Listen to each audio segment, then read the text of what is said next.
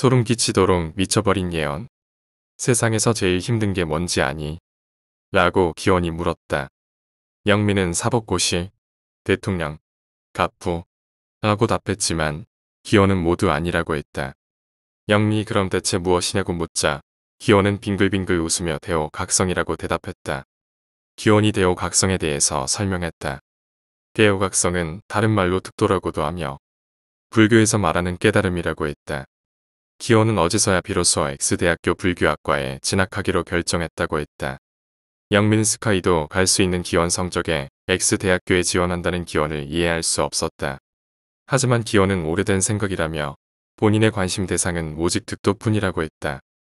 영민은 어떻게 해서든 기원을 말려보려고 했지만 기원은 이미 오전에 원서를 넣고 오는 길이라며 이미 본인의 인생을 결정됐다고 했다. 기원의 눈에선 원대한 포부가 넘실대고 있었다.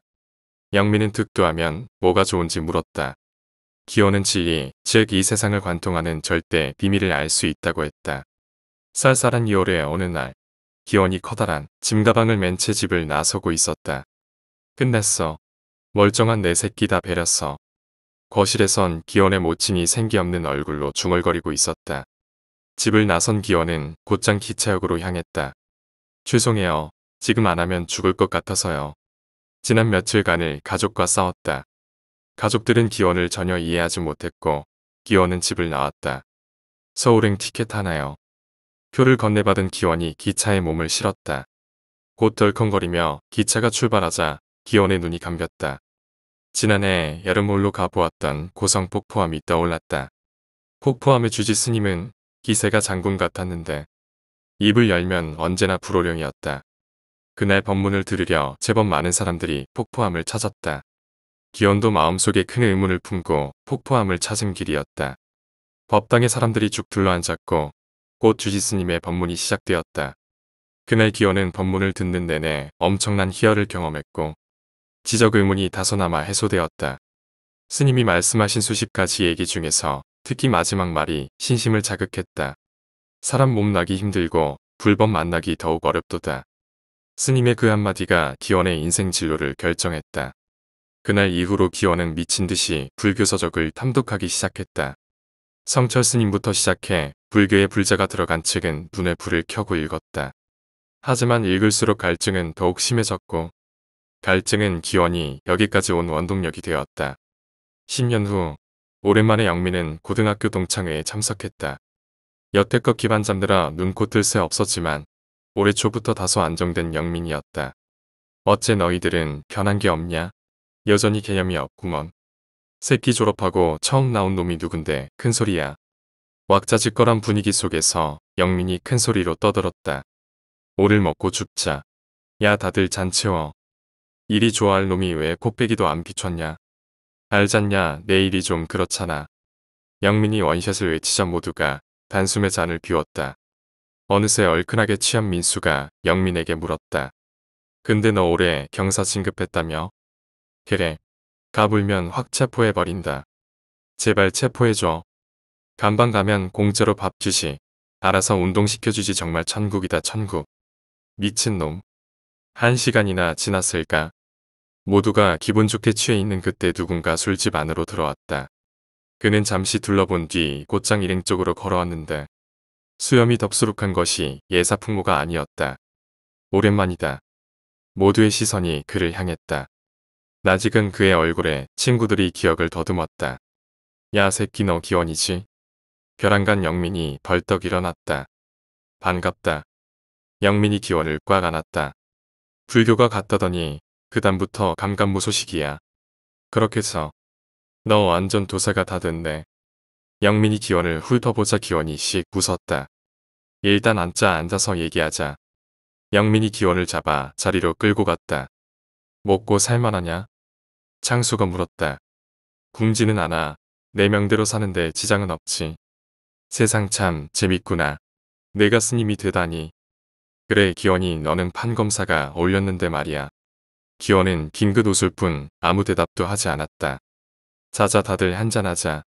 원샷 안 하면 수명 10년 단축이다. 오케이. 다들 잔을 들고 마실 때 영민이 기원의 귓가에 속삭였다. 새끼 반갑다 끝나고 따로 얘기 좀 하자. 그래. 그렇게 시끄러운 동청회가 2시간이나 더 지속됐다. 새벽 2시 반, 영민과 기원은 근처 바로 들어왔다. 너 앞으로 뭐 할 거야? 내일 산에 들어갈 거야. 산이라 넌 좋겠다. 마음만은 편하겠네. 영민이 부러운 듯 기원을 바라보았다. 무슨 고민 있나 본데. 말해봐. 고민은 무슨? 영민이 슬쩍 말꼬리를 흐렸다. 괜찮아 말해봐. 궁금해서 그래. 기원이 재촉하자 영민이 결국 털어놓았다. 순경으로 시작해 경장을 거쳐 올해 경사가 된 영민. 입사 5년 만에 자신이 근무하는 강력반에서 꽤 중요한 위치까지 자리매김했다. 그러던 어느 날부터인가 관할구역 내에 자살 사건이 연이어 터졌다. 처음에는 대수롭지 않게 여겼으나 자살자 수가 2자리로 넘어가자 비상이 걸렸다. 영민이 책임지고 수사를 진행했는데 수사하면 할수록 기이한 일들이 밝혀졌다. 자살자는 대학 교수부터 막노동꾼까지 다양했고 그들의 시체는 모두 미소를 머금고 있었다. 결단코 타살 같은 것이 아니었다. 그들은 스스로 선택했고 기쁘게 죽었다. 입이 마른 영민이 사이다를 벌컥벌컥 들이켜고는 말을 이었다. 그렇게 영민이 필사적으로 수사하던 어느 날 드디어 단서 하나가 잡혔다.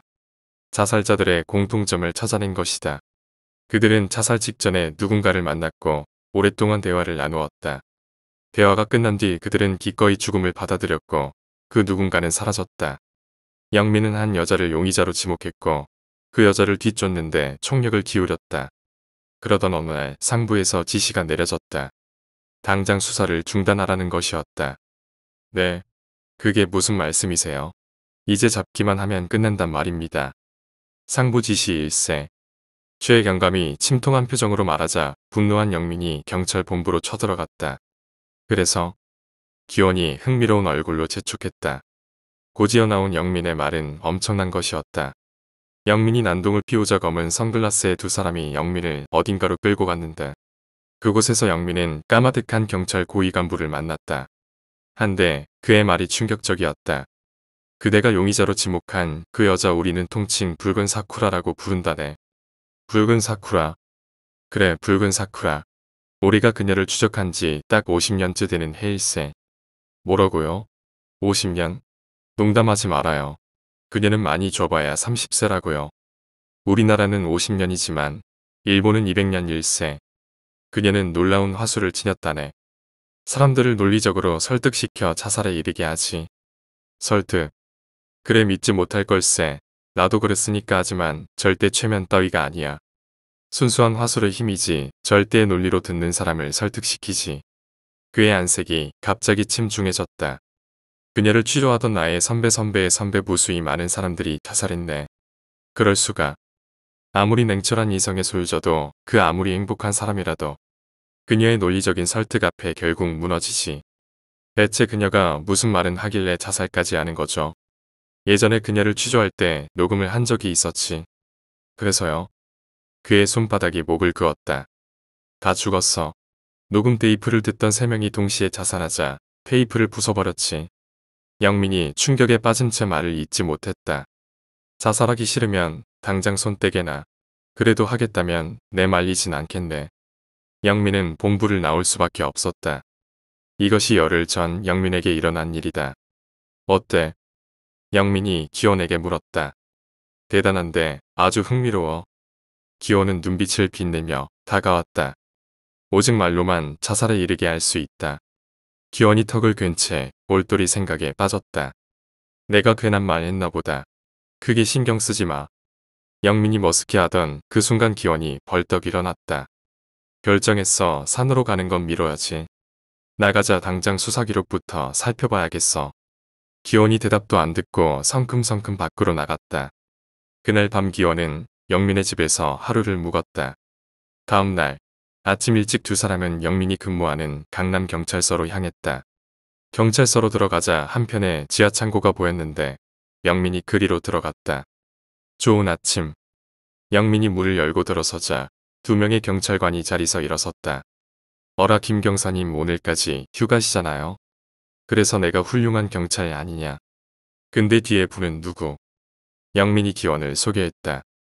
다들 인사해. 힘들게 스카우트한 사설 탐정이시다. 아, 그러세요? 반갑습니다. 최동훈 경장입니다. 안녕하세요. 조한일 순경입니다.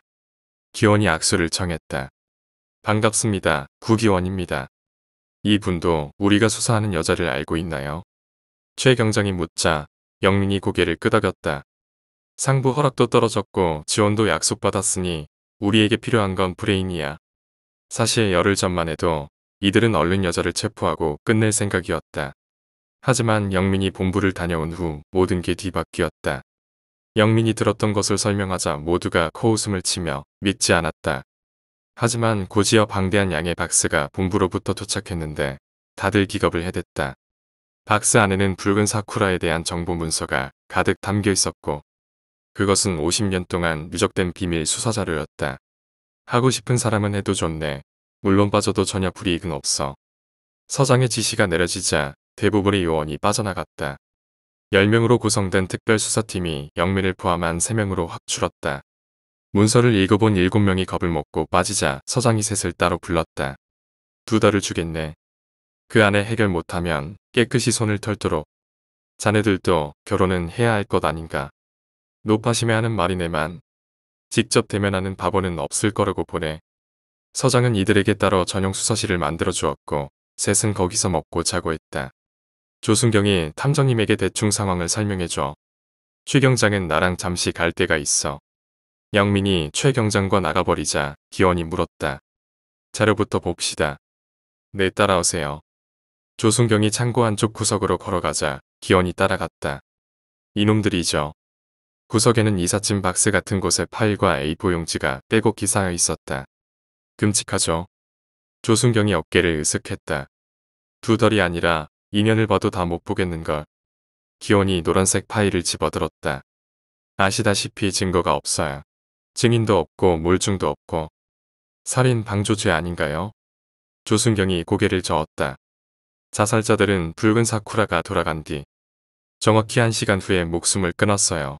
그래서 방조죄도 성립이 안 돼요. 어디 보자. 기원이 파일을 넘겼다. 날짜별로 사건이 기록돼 있었는데 기원이 펼친 것은 20년 전 자료였다. 파일을 읽으며 기원이 입을 열었다. 이거 한 달에 한 번씩 사건이 벌어졌군요. 맞아요. 정확히 한 달에 한 명씩 죽었죠. 그런데 하루에도 수십 명씩 자살할 텐데 어떻게 구별하죠? 기원이 파일을 덮고 조순경을 바라보았다. 아주 쉬워요. 보통 자살자들의 시체는 표정이 제한되거든요. 공포스럽다든지 인상을 쓴다든지 것도 아니면 무표정인 경우가 99%예요. 그런데요. 한데 붉은 사쿠라를 거친 경우는 표정이 확연히 밝아요. 시체가 모두 웃고 있죠. 혹시 보셨나요? 기원이 조심스레 물었다. 몇 명 봤죠? 확실히 구분이 됩니다. 기원이 다시 파일로 시선을 옮겼다. 그렇게 3시간이 지나자 외출했던 2사람이 돌아왔다. 이야 열심인걸. 영민이 기원에게 다가왔다. 밥 먹고 하는 게 어떻겠습니까? 탐정날이. 난 짜장면. 기원이 고기도 안 들고 대꾸했다.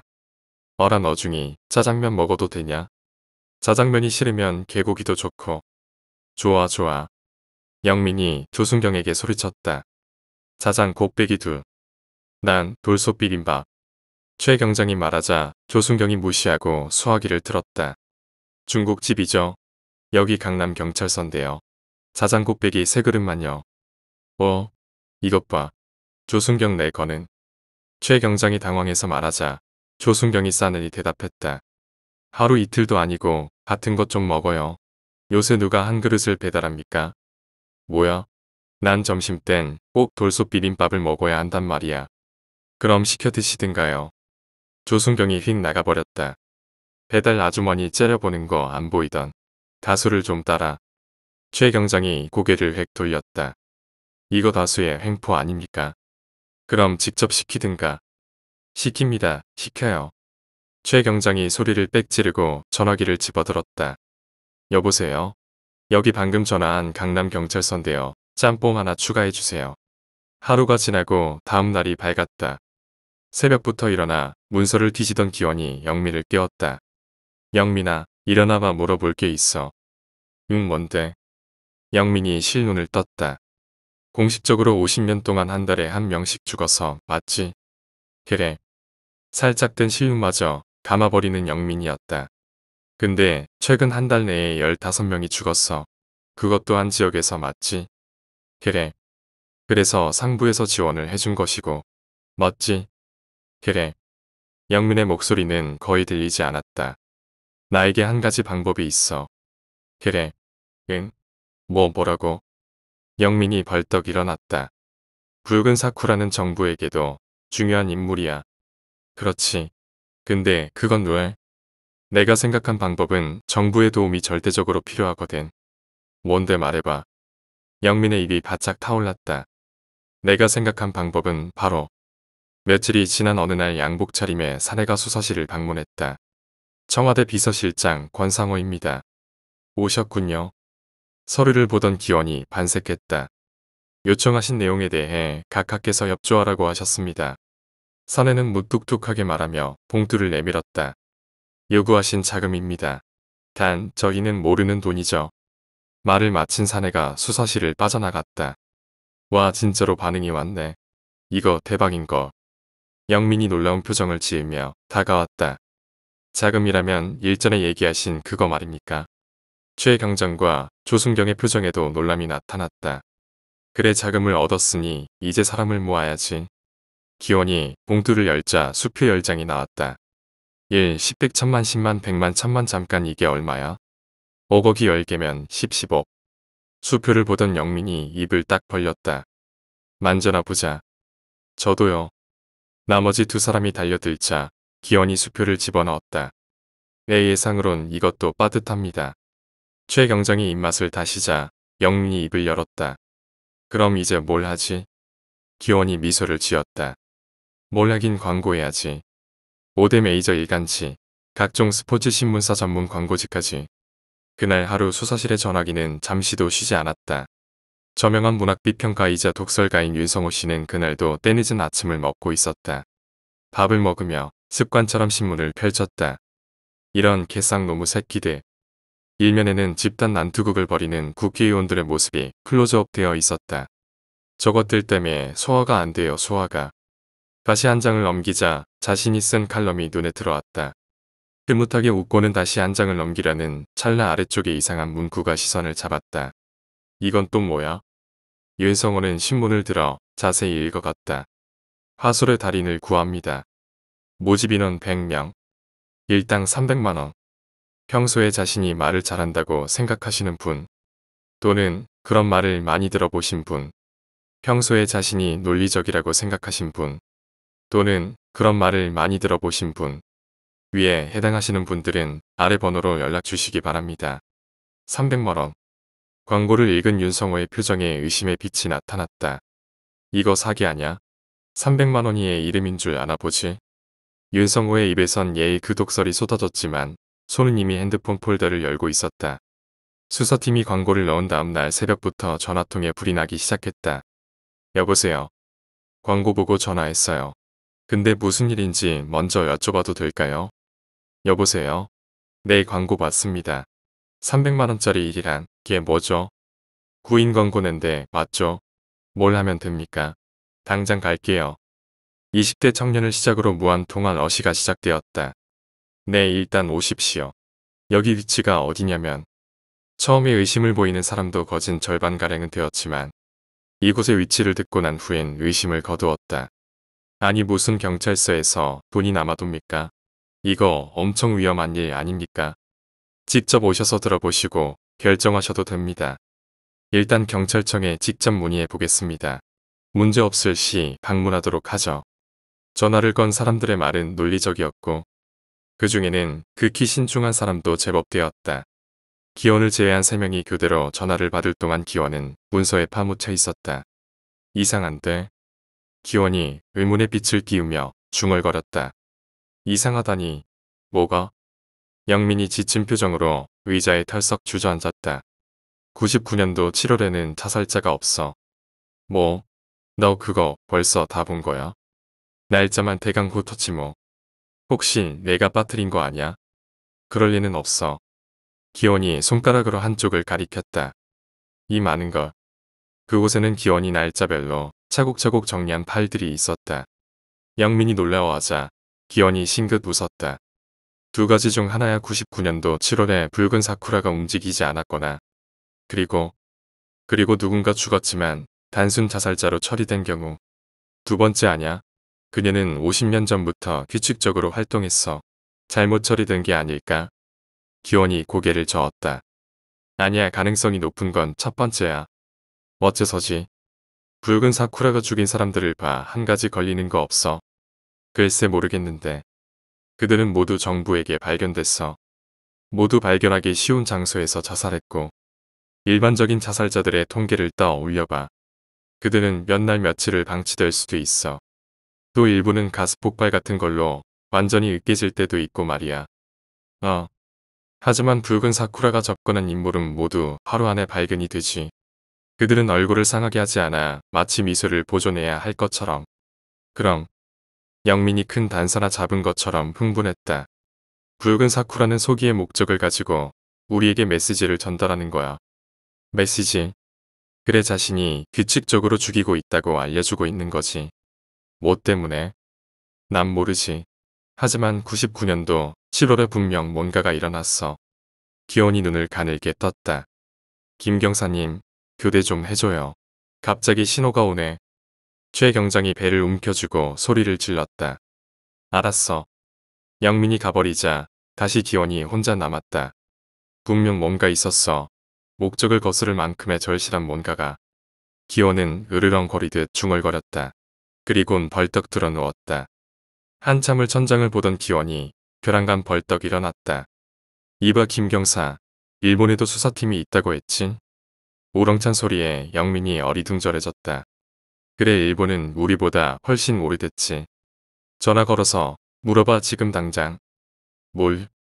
1999년도 7월에 자살자가 발견됐는지 물어봐. 알았어. 영민이 컴퓨터로 뭔가를 두드리는 사이 기원이 밖으로 나가버렸다. 2시간쯤 후에 기원이 돌아왔는데 누군가를 대동한 채였다. 누구야? 기원의 옆에는 40대의 평범한 사내가 서 있었는데 아주 커다란 시계를 차고 있었다. 내 히든카드. 기원이 대답하자 영민이 실실 웃었다. 일본에 알아보니 내 말이 맞았어. 거기도 99년도 7월에만 조용했다더군. 바쁘게 이틀이 지났다. 그날은 지원자들의 면접이 있는 날이었다.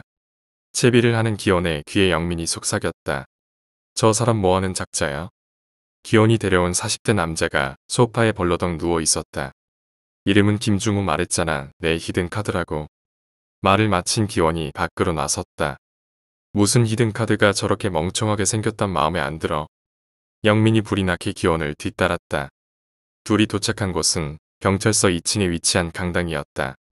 강당 안은 조끼 수백 명의 사람들로 웅성대고 있었다. 그들은 기원과 영민이 들어서자 일제히 입을 다물고 둘을 바라보았다. 저기 책상을 보고 줄을 서주십시오. 기원이 말하자 그들은 또다시 웅성거리며 줄을 서기 시작했다. 자, 첫 번째 분. 기원이 자리에 앉자 제일 선두에 선 자가 다가왔다. 네. 지금부터 제 말에 논리적으로 반박해 주시기 바랍니다. 시작합니다. 당신은 왜 그런 식으로 생겨먹었죠? 눈앞에 30대 남성이 어이없는 듯 표정이 굳었다. 하지만 곧 얼굴에 능글능글한 미소가 피어올랐다. 제 얼굴은 어머니의 X 염색체와 아버지의 Y 염색체가 융합된 산물입니다. 저라고 이렇게 태어나고 싶었겠느냐마는. 면접관님을 보니 부모님에게 큰 절이라도 해야겠군요. 기원의 입이 씩 벌어졌다. 선두의 남자가 기원의 옆으로 책상을 가져오자 줄이 2개로 나뉘었다. 2개의 줄은 3개, 4개 순식간에 불어나서 7개째가 되었다. 면접은 2시간도 채 걸리지 않아 종료됐다. 고르고 고른 100명을 빼고는 모두가 실격 처리되었다. 어디에 내놔도 빠지지 않는 그들이었지만 남은 100명이 워낙 강해서인지 순순히 물러났다. 김경사, 다음 단계 시작하지, 가서 광고 내고 와. 알았다. 영민이 나가자 기원이 단상 위로 올라섰다. 여러분, 주목해 주십시오. 백상의 눈이 기원을 향했다. 3일 후 여러분은 다시 이 자리에 모이게 됩니다. 여기서 한 명의 여자를 말로 굴복시키는 것이 여러분의 할 일입니다. 강당 안이 갑자기 소란스러워졌다. 그녀는 지독한 죽음 옹호론자로서 여러분이 같이 상대해야 밀리지 않을 것입니다. 기원이 그들의 자존심에 불을 땡겼다. 아니 고작 여자 한 명 때문에 우리가 모였단 말이요. 나 혼자 상대하지. 내가 상대할 거야. 다들 가만히 있어. 한마디도 못하게 해줄 테니까.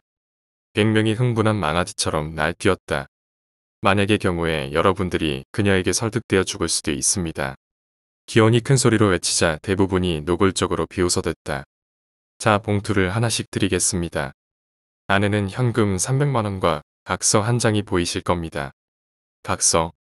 그렇습니다. 만약 여러분이 자살했을 시를 대비한 것이니 지금이라도 신중히 생각해 주십시오.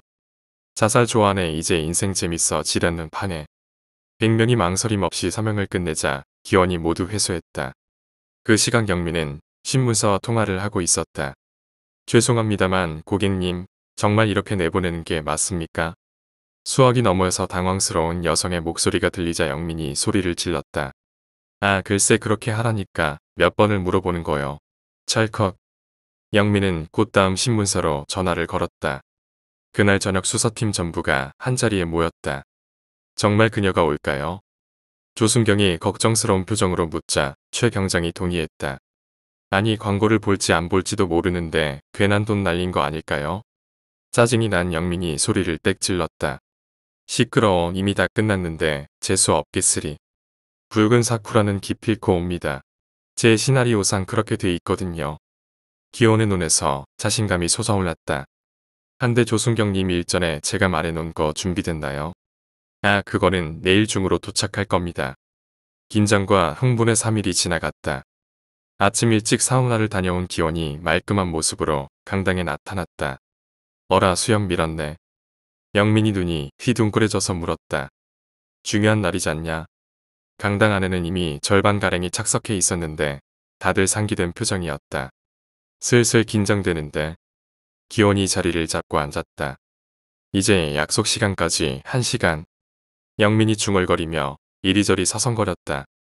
40분이 지나자 약속한 100명이 모두 도착했다. 변호사, 선생님, 대학생, 주부, 종교인, 기자 등등 다양한 직업의 사람들이 다가올 설전을 준비하고 있었다. 시간 다 됐다. 넌 이제 나가라. 그래 조심해라. 영민이 불이 나게 빠져나가자 기원이 준비한 물건을 꺼내들었다. 바로 그 순간 강당의 문이 끼익 열렸다. 장내는 순간 정적이 찾아왔고 모두의 시선이 입구로 모아졌다. 그곳에서 한 여자가 걸어 들어왔다. 여자는 붉은색의 일본식 기모노를 입고 있었는데 따은 머리가 바닥까지 들어져 있었다. 여자의 얼굴은 눈꼬리가 올라간 게 영락없는 고양이 상이었다. 여자의 뒤를 이어 8살쯤의 꼬마가 들어왔는데 피부가 무척 창백해 보였다. 왔구나, 붉은 사쿠라. 기온의 눈에서 안광이 폭사됐다. 여인이 단상에 오르자 사람들이 발광했다. 고작 당신 따위가 우리를 상대해? 시간이 아깝다. 어이 일본년 같은데 한글은 뗐나? 한마디만 해봐 아주 박살을 내주지. 사람들이 격렬하게 쏘아붙였다. 여러분. 여자의 입이 열리고 상냥한 목소리가 울려 퍼졌다. 기호는 황급히 특수 제작된 방음기를 귀에다 착용했다. 사람들이 여자를 물어뜯을 듯이 으르렁거렸다. 제 말 좀 들어보십시오. 바야흐로 전무후무한 100대 1의 대결이 시작되려는 순간이었다.